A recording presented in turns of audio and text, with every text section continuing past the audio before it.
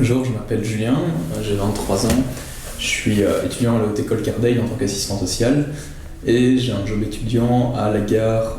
de Louvain-la-Neuve dans une sorte de Starbucks où je sers du café. Contrairement à ce qu'on croit, le job étudiant c'est généralement un choix qu'on fait. Dans certains cas, certes, c'est simplement pour se payer des vacances ou les bières qu'on a envie de boire le soir avec des amis. Dans mon cas, c'est plutôt une contrainte dans le sens où je dois payer mes frais d'inscription et tous les frais annexes liés à mes études, notamment le loyer de mon cote, qui prend environ 80% de ce que rapporte mon job étudiant.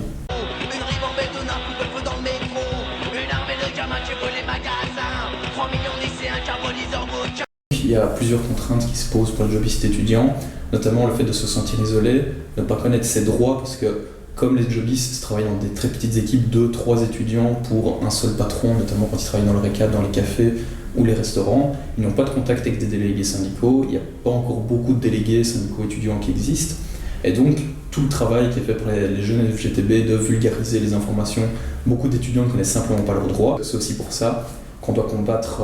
tout ce que le gouvernement actuel met en place pour encore davantage précariser les étudiants. Ce sera le combat de ces prochaines années, ce sera un très beau combat à mener parce qu'actuellement on a quelques lois qui nous protègent encore et si on ne fait rien, c'est certain qu'on va commencer à avoir des services d'une demi-heure et 3 heures de route pour les faire.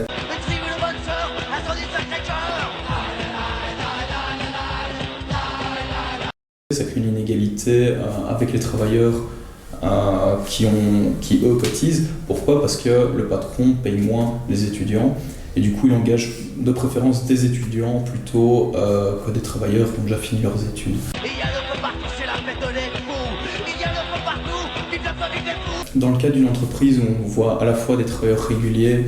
et des étudiants jobistes, je pense que la meilleure chose qui pourrait être faite actuellement, c'est entamer un dialogue et voir que les travailleurs sont les mêmes, qu'ils soient sous le statut d'étudiants ou de travailleurs, mais que la seule différence, c'est le salaire. Ils ont travaillé comme tout le monde, ils doivent avoir